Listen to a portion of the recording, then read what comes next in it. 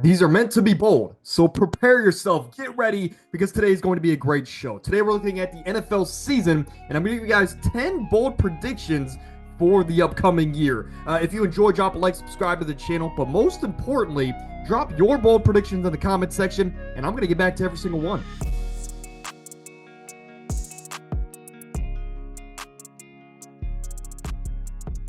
For the last 35 NFL seasons, at least 4 new teams have made the NFL playoffs. So, assuming that a 36 year is to come, I had to pick 4 teams that I think are going to fall out. And I don't necessarily hate these teams. It's not that I don't think these teams can be great and even win their divisions, but it's just the simple fact that history seems to continue. So, in the AFC side of things, I'm going to say the LA Chargers are going to be the first team out on a tiebreaker to a team I'll mention later on. And the Steelers, with A-Rod, with no A-Rod, they don't have the quarterback or really just the roster to get a 10-plus win football team. So for the Pittsburgh Steelers, I'm going to have them right outside as well. Now, on the NFC side of things, the NFC North has a very tough schedule. For the Packers, you're bringing back practically the same roster with some upgraded wide receivers. But outside of that, you got such a tough schedule, and some team has to drop out. So naturally, I say the 7th seed drops out from last year's playoffs. Now, for the Vikings, you have a Super Bowl ready roster, but how far is J.J. McCarthy in really his rookie season going to take you? I think J.J. is going to be a lot better than people are giving him credit for in his rookie season. But do I think he can win 10, 11 wins in games this year? I'm not there yet. I got to see it before I can believe it here for the Minnesota Vikings. So I think they and the Packers will both drop out in the NFC side of things. Now, who are the teams that are going to replace them here? Well, let's talk about it. In the AFC, I think it's pretty obvious. I think the Cincinnati Bengals will replace the Pittsburgh Steelers easily in the AFC North side of things. They don't have a defense. They can't figure that out to save their lives. But boy, are they going to have some shootouts. They have a slightly easier schedule than the Steelers and the Ravens, given where they finished last year in the division. But this is a team that, again, you have the offense, you have the quarterback to compete with anybody. You just need to win a lot of these one-score games, which you couldn't do last season. If they win a couple of those games, they're in the playoffs. For the Patriots, they seem to be the most popular team to turn it around this season under Mike Vrabel with Drake May, who I loved as the quarterback coming out of last year's draft class. This is a team that has all the young pieces. They have a lot of veterans they added to the roster. They're going to go as far as Drake May takes them. And when you look at their schedule, it's favorable to say the least. So as long as they protect the football, play Mike Vrabel defense, and take care of some of their divisional games, I absolutely think this team can win 10 games and maybe sneak into the playoffs over the LA Chargers on a tiebreaker, which is kind of where I have things at this point in time. For the NFC side of things, it's the NFC West. You have the Arizona Cardinals, which I'm going to touch on a lot in today's video, so I'm going to hold off on them. We'll get back to them in a moment. But for the San Francisco 49ers, when they're healthy, they dominate. Now, sure, they did lose a lot of veterans this offseason, but they still have a top 5 coach in today's game. They have a quarterback that they paid big money to. It's time for Brock Purdy to step up and elevate these young weapons around him. If he can do that, and if they can stay healthy, I have no reason to believe that they won't return back to where they were, which is on the top of the NFC West. So these are the 4 teams I think that will make the playoffs this year. But let's talk about the Cardinals, because obviously that is going to be a hot topic in the comments section. Why do I have a team that historically has not made the playoffs making it this year with a quarterback that no one seems to like to believe in? Well, I'll start with this. I love their draft. I think I had a top 3, top 5 draft, getting 2 of my top 10 players in the entire draft class with Walter Nolan, who's my favorite player in the class, to help up front on that defensive line, and to get Will Johnson, who, if he can stay healthy, can be this franchise's next Patrick Peterson. So you have 2 guys that can anchor this defense, as well as some veterans that you brought in this offseason. So I think the defense is night and day better compared to last year. When you look at their schedule, it's favorable, a lot more favorable compared to the other teams in this division. And this team, just overall, you're young, you're hungry, and you're ready to make a push. But how far is Kyler Murray going to take you? This is the season where Kyler Murray is practically, I think, fighting for his job if he wants to remain in Arizona. So he needs to come out. He needs to have a great year. I'm not saying he needs to be an MVP, but just take care of the football and win some of these big-time games, right? Win some games you're not supposed to, and just Give your team a chance every game. Protect the football, like I mentioned just a moment ago. So for the Cardinals, I believe in this team. I think that they're second or third in this division this year. And just like the NFC North last year, I think this NFC West division will have 3 double-digit win football teams. If not, the Cardinals will be right outside of that with 9. So look, the defense got better, the offense got better. It all depends on how far Kyler can take them. I think he can get them at least in the range to be a 9 to 10 win football team and sneak in to the NFL playoffs. Now, this is the end of my Cardinals praise, but this could be a lottery ticket for you bettors out there. I think Walter Nolen wins the Defensive Rookie of the Year award. I can promise you nobody out there is having this prediction, maybe even Cardinals fans. But this is a guy that on FanDuel is a huge underdog to win this award. But let me explain to you why I think he can win the award being such a big underdog.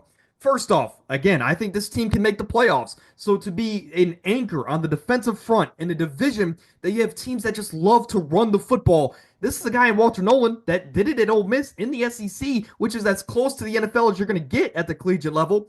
He dominated. So this is a guy that if he can cause havoc for these NFC West matchups, if he can blow up these run games, this is a guy that's going to leave a mark in a lot of our heads when it comes down to the end of the year, especially if they're a team that can make the playoffs. Now, it is worth noting that only 6 defensive tackles have ever won this award, the last one being Aaron Donald in 2014. And trust me, I don't think that Walter Nolen is anything like Aaron Donald, but this is a guy that is not the biggest underdog to ever win this award. If you go back to 2015, Marcus Peters, remember that name? It's kind of a throwback at this point in time.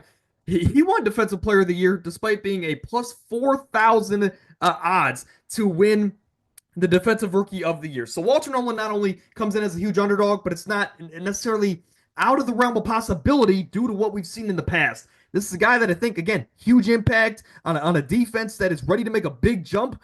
They could give this award to the Ole Miss Rebel. Now let's get away from the Cardinals and the NFC in general. Let's go to the AFC with my biggest hot take of the season. The Miami Dolphins are going to have 6 wins or less this season. And honestly, I'm comfortable bumping that down to 5. Now you're saying, why? This is a team that when healthy, well, they usually are in the playoff mix.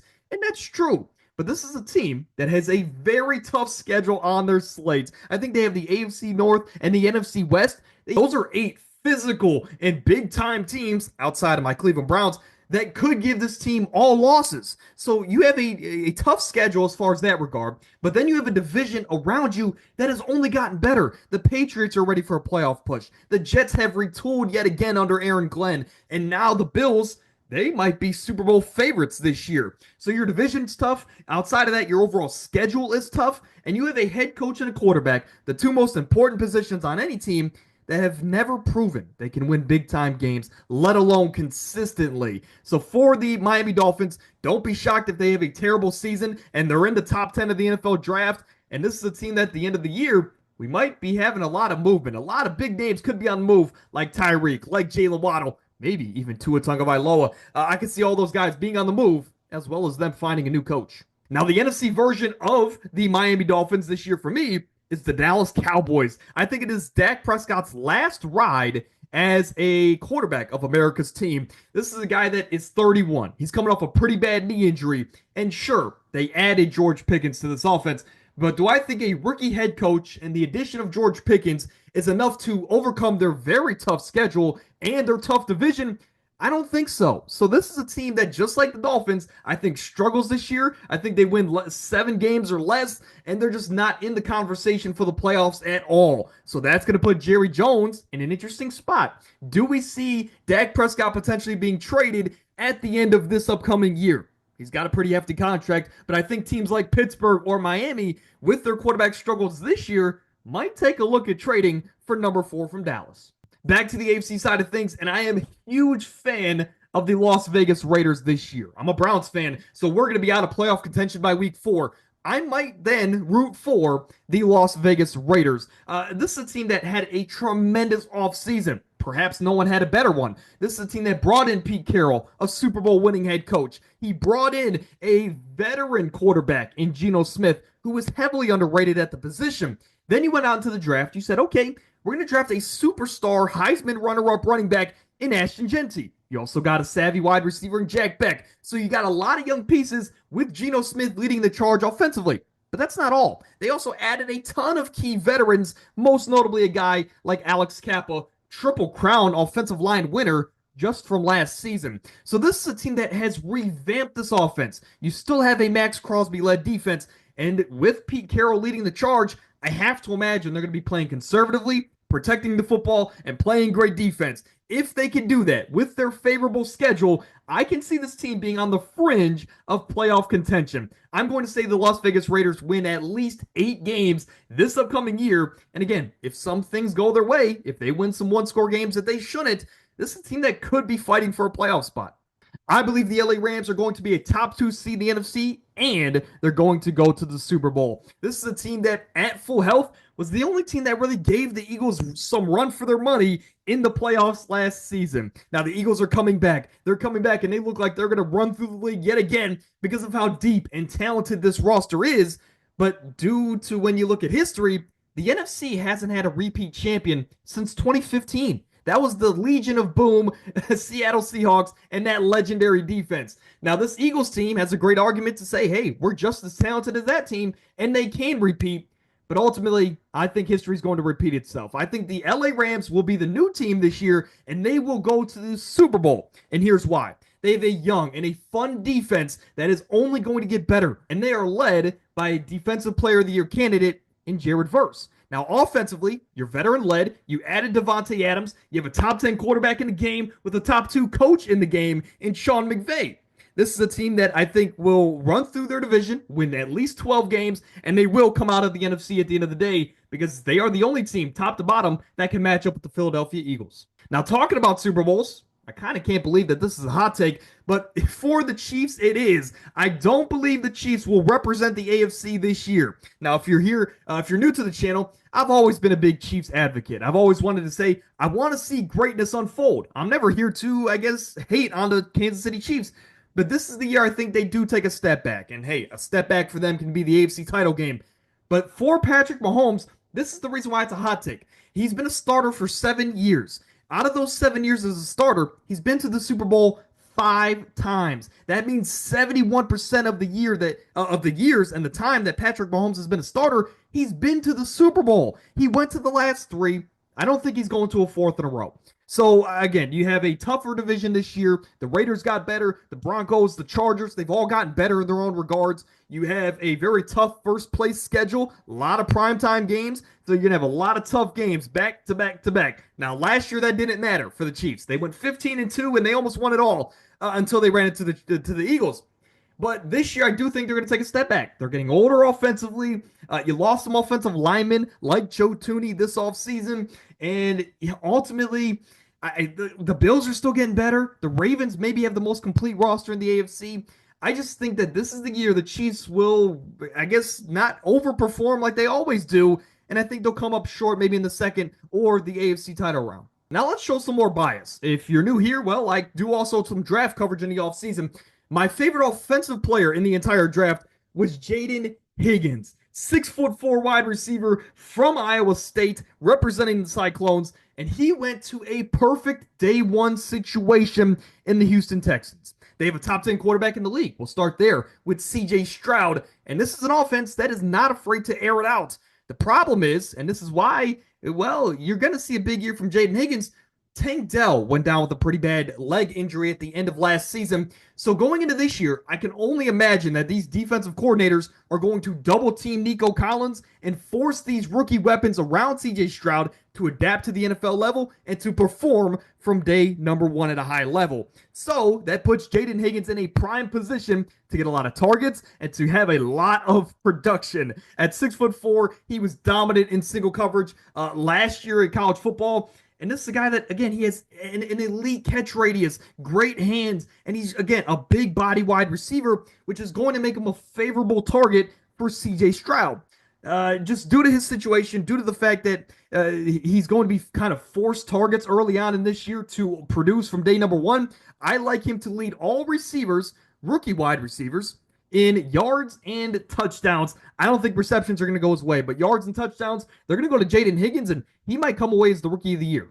I'll give you guys one bonus one here before we get out of here. Something that I believe, something I don't see a lot of people talking about. But I don't think Arch Manning is going to come out after this upcoming year. I think he stays another year at Texas and grows under Steve Sarkisian and all those talented weapons at Texas. And plus, I'm sure the NIL money's pretty good. But teams like the Saints, like the Browns, teams that could potentially tank for a potential franchise-changing quarterback in Arch Manning, they're going to be disappointed because I think he stays, and I think these franchises like the Saints, like the Browns, they're going to have to settle for a different quarterback like Garrett Nussmeier or Cade Klubnik, someone along those lines. But ultimately, Arch Manning, it's going to be another year. But that's going to do it. Episode 28610, bold predictions for this upcoming NFL season. If you enjoy, of course, support us down below. But ultimately, drop your predictions in the comments, and I'll get back to every single one.